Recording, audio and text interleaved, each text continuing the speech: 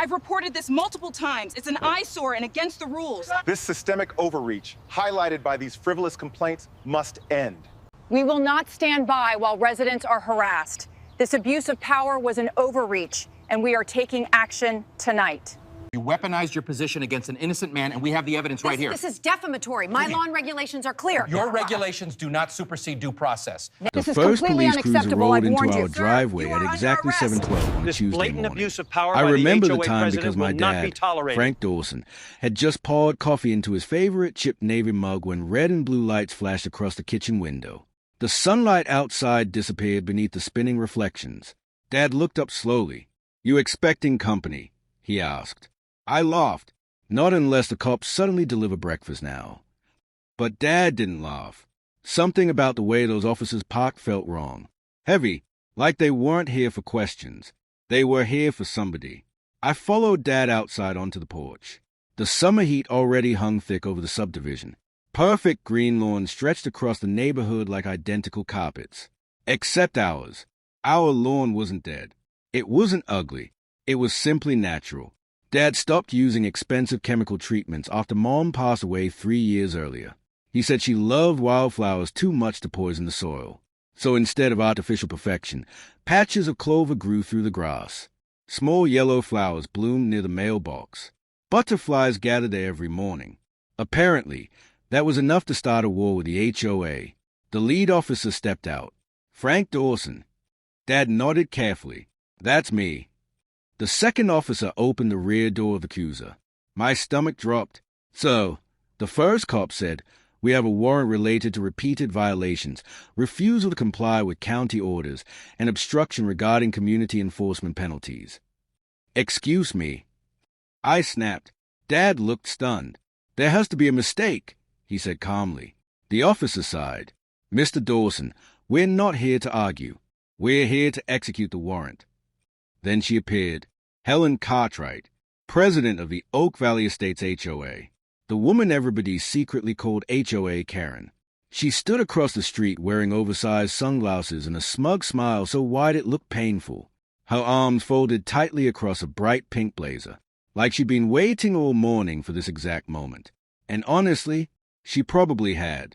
Finally, Helen announced loudly enough for the neighbors to hear, "Maybe now this street can look respectable again." Dad turned toward her.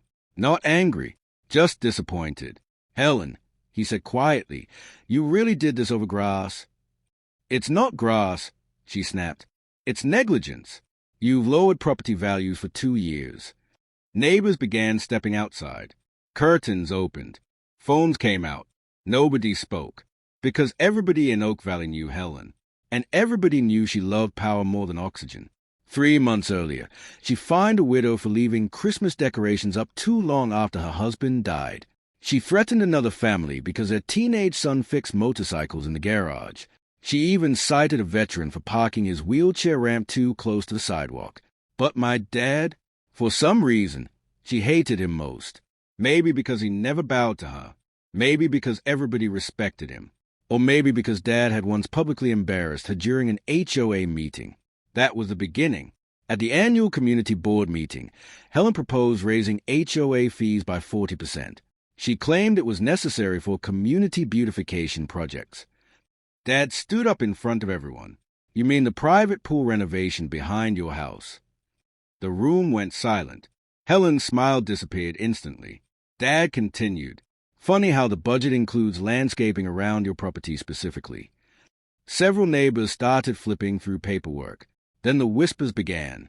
Helen never forgave him for that. Not after residents forced the board to cancel the increase. And now here we were.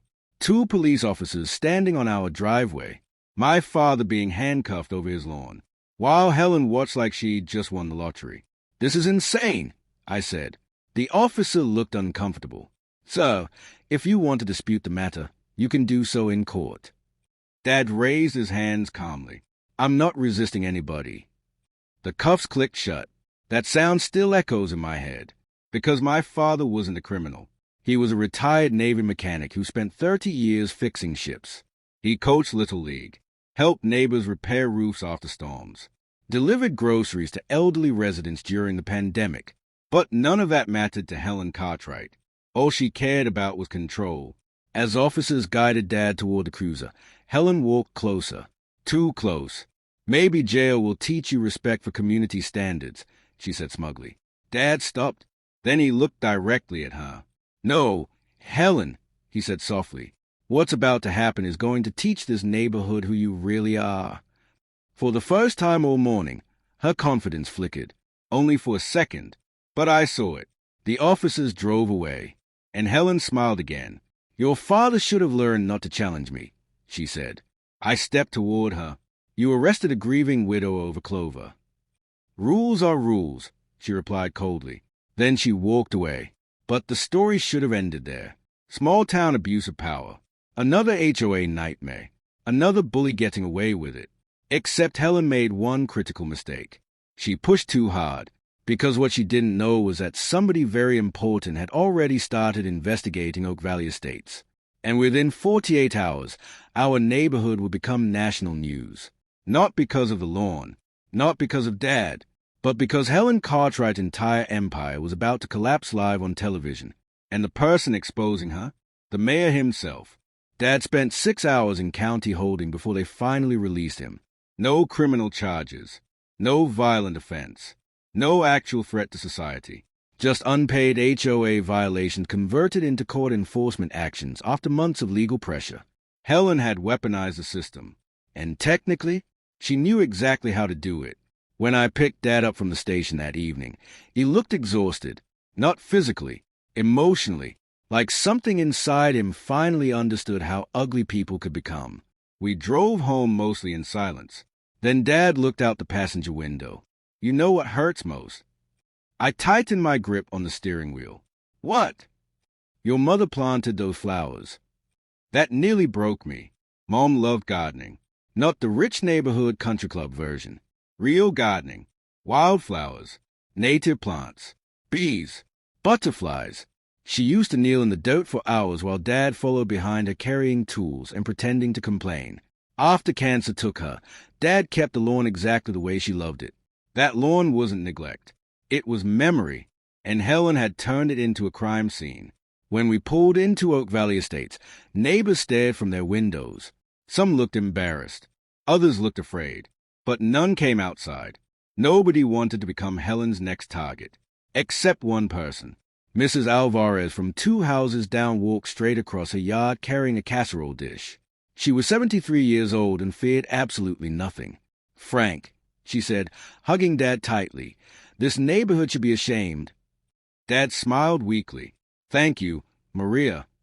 She glanced around before lowering her voice. "People are talking." Dad raised an eyebrow. "About what?" "About Helen's money." That got my attention immediately. Mrs. Alvarez leaned closer. "A lot of residents think she's stealing from the HOA fund." Dad looked unsurprised. "I've suspected that for a while." "Then why didn't you say anything?" Dad sighed. "Because accusations without proof only make people defensive." But proof existed. We just didn't know it yet. That night, around 11:40 p.m., somebody knocked on our front door. Not politely, urgently. I opened it to find Ethan Miller, 22 years old, college dropout, former HOA office assistant. And terrified, he stepped inside quickly. "You need to lock the door," he whispered. Dad frowned. "Ethan, what's going on?" The kid looked pale, sweating, shaking. Then he pulled a flash drive from his hoodie pocket. "I copied file from the HOA office before Helen fired me," he said.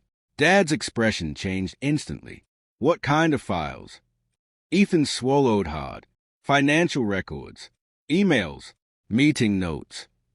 I looked between them. "Why bring them to us?" He laughed nervously.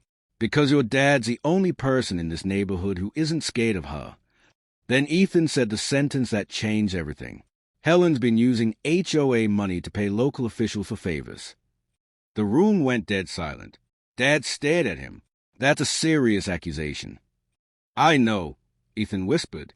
"That's why I quit." We sat at the kitchen table while Ethan explained. According to him, Helen controlled Oak Valley Estates like a private kingdom. Selective fines, fake landscaping contracts, personal expenses hidden inside maintenance budgets. But the worst part? She allegedly had connections inside the county zoning office. Whenever residents challenged violations, cases mysteriously disappeared. Whenever Helen pushed enforcement actions, approvals happened unusually fast, including Dad's arrest warrant. I looked at Ethan. Why didn't you go to police? He laughed bitterly. Because Helen plays golf with half the people in county government. Dad plugged a flash drive into his laptop. Folders appeared instantly. Budgets, invoices, emails, payment records. Then Dad opened one file, and everything changed. A scanned invoice showed HOA funds paying $12,000 for community security upgrades. The listed address? Helen Cartwright's private home. Another file showed landscaping payment for areas that didn't exist. Then came emails. Dozens of them. Helen threatening residents. Manipulating board votes. Bragging about connections. One line froze a room. If Dawson keeps pushing, I'll make an example out of him. Dated 3 weeks before Dad's arrest. My blood boiled. She planned this. Dad stayed calm. Too calm. That usually meant he was furious. Then Ethan opened another folder. You haven't seen the biggest part yet. Inside were recordings, audio files, secretly captured during HOA board meetings. Dad clicked one. Helen's voice filled the kitchen. The mayor's office keeps asking questions about missing reserve funds, she said irritably. We need everything cleaned up before the audit. Dad paused the recording. Audit? Ethan nodded. The city started investigating several HOAs last month after residents filed complaints. Then he leaned closer. Helen thinks she can intimidate everyone into silence before investigators dig deeper. Suddenly the arrest made sense. Dad wasn't targeted because of the lawn. He was targeted because he asked questions. And Helen needed an example. She wanted the entire neighborhood afraid. But fear works both ways. Because now Ethan was scared too. She knows I copied files, he whispered. Dad looked at him carefully. Did she threaten you? Ethan hesitated, then nodded. She told me people who betray her regret it. At that exact moment, headlights flashed through our window. A black SUV slowed outside the house. Nobody spoke. The vehicle stopped for several seconds, then drove away. Ethan looked sick. Dad stood immediately. You're not going home tonight. Frank. No arguments. You stay here. That was my father, even after being humiliated publicly, even after getting arrested. His first instinct was protecting somebody else. Around midnight, Dad made a phone call. Not to police, not to a lawyer, to somebody named Marcus Reed. I recognized the name immediately. Marcus Reed was a local investigative reporter, the kind politicians hated. Dad had helped him years earlier during hurricane relief projects. When Marcus answered, Dad kept it simple. You still interested in corruption stories? A pause. Then Marcus replied loudly enough for me to hear. Depends. How corrupt are we talking? Dad looked at the laptop screen, then at the flash drive, big enough to end careers. By morning, everything was moving fast. Too fast. Because once reporters started digging, they discovered something Helen never expected. The mayor's office wasn't just auditing HOA finances. They were preparing a full public investigation. And somebody inside City Hall had already flagged Helen Cartwright months earlier. The arrest of my father? That was a spark. The story exploded online overnight. Videos of Dad in handcuffs spread across social media. Local residents began sharing their own HOA horror stories. Former board members started talking anonymously, and by Thursday afternoon, television news vans lined our street. Helen still thought she was untouchable. She even gave interviews. That turned out to be the biggest mistake of her life. By Thursday morning, Oak Valley Estates looked less like a suburban neighborhood and more like a crime documentary set.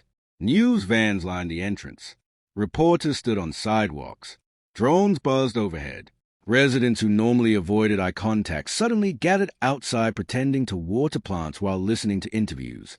And right in the center of it all stood Helen Cartwright, smiling. She actually thought this attention would help her. That's the thing about arrogant people. They confuse fear with respect. Helen believed years of intimidation made her powerful. She didn't realize everybody had simply been waiting for someone brave enough to fight back. That someone turned out to be my dad, even though he never intended to become the face of a scandal. At 9:15 a.m., a local news station interviewed Helen live outside the HOA clubhouse. She wore a white designer suit, pearl necklace, perfect makeup. The performance of a woman convinced cameras automatically meant victory. Our community maintains very high standards, she told reporters confidently. Unfortunately, some residents repeatedly refuse to follow regulations agreed upon by homeowners. Then she smiled directly into the camera. No one is above the rules. That clip went viral within an hour. Not because people supported her, because people hated her instantly. Comments flooded social media. She arrested a widow over flowers. This woman sounds evil. HOAs are completely out of control. Then former residents started posting stories. One family claimed Helen fined them weekly while secretly violating the same rules herself. Another resident shared photos of Helen's personal gardener using HOA equipment. A retired teacher revealed she paid thousands in questionable penalties after challenging budget increases. Suddenly the narrative shifted. This wasn't about lawn maintenance anymore. It was about corruption, and the public smelled blood. Meanwhile, inside our house, Dad stayed surprisingly calm. Marcus Reed arrived around noon carrying coffee in a camera bag. He spread printed documents across our dining table. "This is bigger than I thought," he admitted. Dad crossed his arms. "How big?" Marcus pointed at financial statements. "Potential fraud, misuse of public funds, maybe bribery." I looked up sharply. "Public funds? I thought this was just HOA money." Marcus nodded. "Mostly, but Oak Valley received city beautification grants 2 years ago. If Helen redirected those funds illegally, this becomes a municipal issue." That explained the mayor's involvement. Marcus continued, "I contacted 2 former city employees this morning. Both mentioned complaints about Helen going back years." Dad frowned. Why wasn't anything done? Marcus laughed bitterly. "Because people like Helen survive by staying just inside legal boundaries. Enough intimidation to silence people. Enough paperwork to confuse investigators." Then he tapped the flash drive. "But these recordings, these change everything." Around 2 p.m., another bombshell dropped. Marcus aired excerpt from the HOA recordings during a live broadcast. The entire city heard Helen's voice, threatening residents, discussing hidden expenses, mocking homeowners behind closed doors. Then came the line that detonated online. "Fear keeps communities orderly." Public reaction exploded. National pages reposted the clip. TikTok creators mocked her relentlessly. One video comparing Helen to movie villains hit 2 million views overnight. But the real damage happened inside Oak Valley itself. Neighbors who spent years staying silent suddenly found courage. People began walking to our house. One after another, a disabled veteran named Carl brought copies of violation notices Helen issued against him. A single mother showed letters threatening foreclosure over unpaid fines. An elderly couple revealed they'd been pressured into paying for unnecessary landscaping services connected to Helen's friends. Every story sounded the same. Control, intimidation, retaliation. By evening, our dining room looked like an evidence center. Documents covered every surface. Dad rubbed his forehead. How did nobody stop this sooner? Mrs. Alvarez answered quietly from a kitchen. Because people were scared of losing their homes. That sentence hung heavily in the room. Because she was right. HOAs hold enormous power. Fines become liens. Liens become legal threats. Most families can't afford endless legal battles. Helen knew that. She weaponized exhaustion. But then something unexpected happened. At exactly 6:43 p.m., the mayor released a public statement. Every local station interrupted programming. Mayor Daniel Brooks appeared behind a podium inside City Hall, and he looked furious. "The allegations emerging from Oak Valley Estates are deeply disturbing," he said firmly. "Our administration has already initiated a formal review into HOA financial activities connected to municipal grant programs." Reporters shouted questions. The mayor raised a hand. "Let me be absolutely clear. No resident should face intimidation, selective enforcement, or abuse of authority from any organization operating within the city. Then came the line that changed everything. If wrongdoing occurred, those responsible will answer publicly. Publicly? Helen must have panicked hearing that, because 30 minutes later, she posted a video statement online accusing the media of harassment. That backfired catastrophically. Instead of appearing confident, she looked angry, desperate, sweating. She blamed jealous residents, political agendas, and internet mobs. Then she made the mistake nobody could. Friday evening felt electric, not exciting, dangerous. By 5 p.m., crowds surrounded City Hall. Residents from across town gathered outside holding phones, signs, and printed screenshots of Helen's viral interviews. News helicopters circled overhead. Police barricades lined the entrance. Inside, the main chamber overflowed so badly people stood shoulder to shoulder along the walls. I'd never seen anything like it. Not for local politics. Not for an HOA scandal. But this had become bigger than Oak Valley. To the public, Helen represented every nightmare neighborhood tyrant people hated. And everyone wanted front row seats to her downfall. Dad sat quietly beside me in the second row. Navy posture. Hands folded. Calm exterior. But I could tell he was tense. Across the chamber, Helen entered with 2 attorneys. The room instantly erupted into whispers. She tried looking composed. But for the first time since it started, fear showed clearly on her face. Because tonight she couldn't control the room. No HOA rules. No selective fines. No intimidation. This wasn't her kingdom anymore. At exactly 6 p.m., Mayor Daniel Brooks walked onto the stage. The chamber fell silent. Brooks wasn't flashy. No dramatic personality. No political showman energy, which made his expression even more unsettling. He looked genuinely angry. "Good evening," he began. Television cameras adjusted instantly. This emergency session concerned serious allegations involving Oak Valley Estates Homeowners Association leadership and the misuse of authority against residents. Then he looked directly toward Helen, including actions that may violate municipal and state law. Helen's attorney stood. "Mayor Brooks, my client objects to—" "Sit down," Brooks interrupted coldly. The entire room froze. Even reporters stopped typing. Brooks continued. "For years, complaints regarding Oak Valley Estates were ignored, minimized, or buried beneath procedural delays. That failure ends tonight." Then the mayor gestured toward a large screen. Documents appeared instantly. Financial records, invoices, grant payments, photos, emails. The room buzzed with shock. Brooks pointed toward highlighted figures. City investigators uncovered over $200,000 in questionable expenditures connected to HOA-controlled accounts. Helen's face lost color. Gasps echoed throughout the chamber. Then Brooks dropped the first bomb. Several payments labeled as community improvement projects were redirected toward private properties associated with HOA leadership. Photos appeared on screen. Helen's backyard pool, luxury landscaping, outdoor renovations, all allegedly funded using HOA money. The audience exploded. Her attorney jumped up again. "These accusations aren't verified." Brooks didn't even look at him.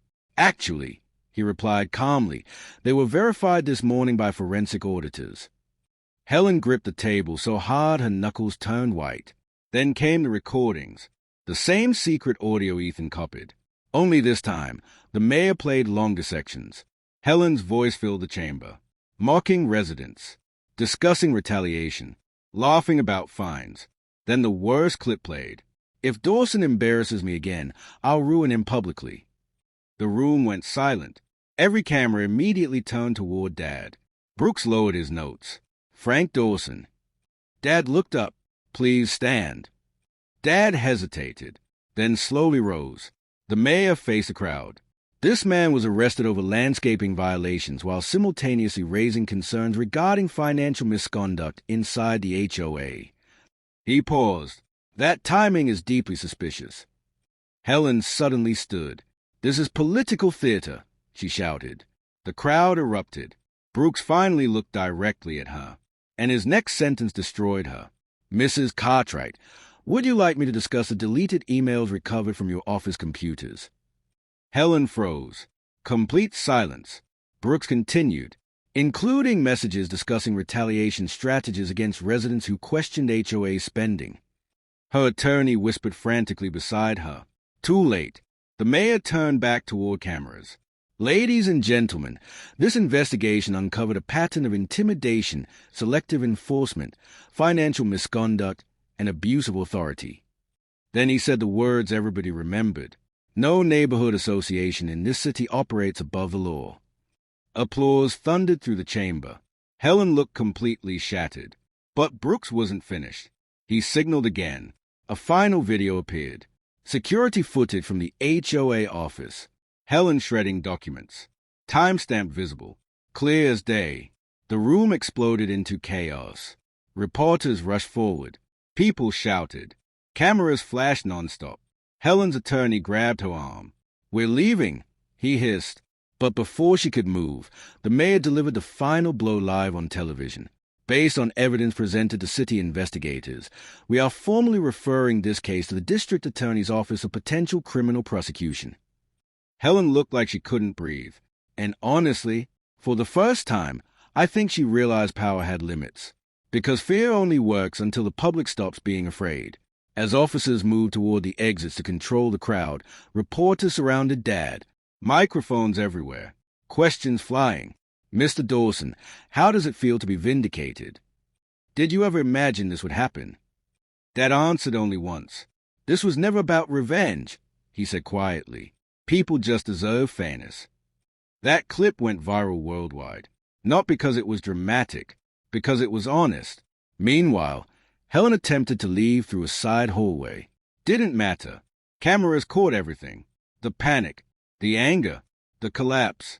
One reporter shouted, "Mrs. Cartwright, do you regret having Frank Dawson arrested?" She said nothing. Another yelled, "Did you misuse HOA funds?" Still nothing. Then came the final question. Did power go to your head? Helen stopped walking.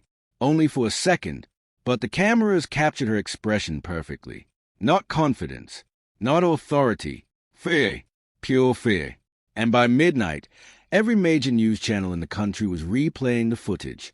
The HOA Karen who arrested a widow over flowers had just been exposed live on television by the mayor himself. But the real consequences were only beginning.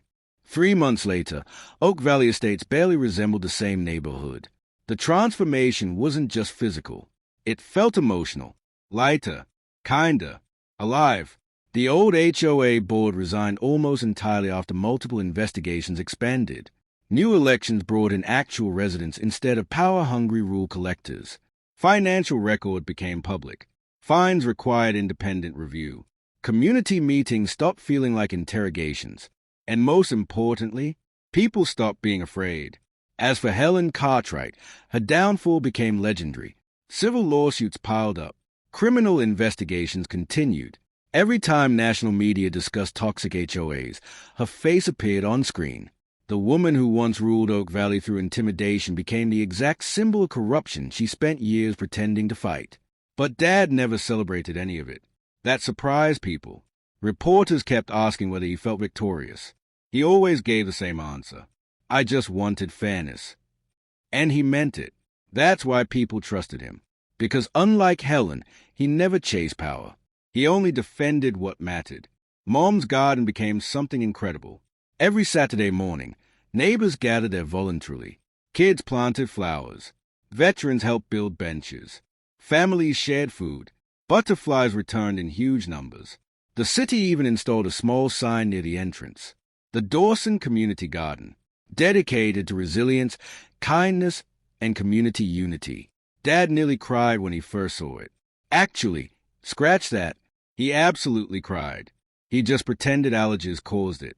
One afternoon, Mayor Brooks visited personally. No cameras, no reporters, just him walking quietly through the garden beside Dad. "You know," Brooks said, "your case changed city policy faster than 20 years of complaints." Dad shook his head. "That wasn't me." "Actually," the mayor replied, "it was." Most people stay silent when power scares them. You didn't. Dad looked around at the flowers. Children laughing nearby. Neighbors talking. People who barely acknowledged each other months earlier now acting like an actual community. Then he smiled. Maybe people were just waiting for permission to stop being afraid. The mayor nodded slowly. That too. Later that evening, I asked Dad something I'd wondered for weeks. When Helen had you arrested, were you scared? He thought about it carefully. Not for myself, he admitted. Then for what? Dad looked toward Mom's flowers swaying gently in the wind. I was scared people would decide cruelty was normal. That sentence stayed with me, because that's exactly what almost happened. One controlling person slowly convinced an entire neighborhood that intimidation was simply part of life. People adapted, stayed quiet, avoided conflict, until silence became permission. And that's how bullies survive. Not through strength, through exhaustion, through fear, through convincing good people resistance isn't worth the trouble. But Dad proved something important. Sometimes one calm refusal changes everything. Not screaming, not violence, not revenge, just refusing to surrender basic dignity. The story continued spreading nationwide. Documentaries contacted us. Podcast invitations arrived constantly. Even late-night shows joke about HOA Karen getting demolished by the mayor on live TV. But the internet only saw the scandal. They didn't see the quieter part, the healing, the neighborhood cookouts, the families reconnecting, the elderly residents finally feeling comfortable outside again, the children planting wildflowers where perfectly trimmed decorative grass once stood. That mattered more. Months later, Ethan Miller returned to college using money residents raised to thank him for exposing the records. Marcus Reed won a journalism award. Mrs. Alvarez unofficially became queen of the community garden. And Dad finally looked peaceful again. One sunset evening, we sat together on the porch watching butterflies drift across the lawn. The same lawn Helen once called disgraceful. Now it was famous, beautiful, alive. Dad sipped coffee quietly, then laughed. Your mother would have loved this chaos. I smiled, especially the part where the mayor destroyed Helen on live TV. Dad chuckled. Okay, maybe especially that part. We sat there for a while listening to children laugh nearby. No police sirens, no reporters, no fear, just peace. And honestly, that was a real ending. Not Helen losing power, not investigations, not viral fame. The real victory was simpler. A neighborhood remembered what community was supposed to feel like. All because one stubborn widower refused to destroy his wife's flowers for somebody else's ego. And somewhere deep beneath those wild patches of clover and yellow blooms, Mom's memory still lived. Untouched, uncontrolled, free. The exact opposite of Helen Cartwright. Which is probably why Helen never understood the lawn in the first place. To her, it represented disobedience. To Dad, it represented love. And in the end, love won on live television. The whole country watched it happen.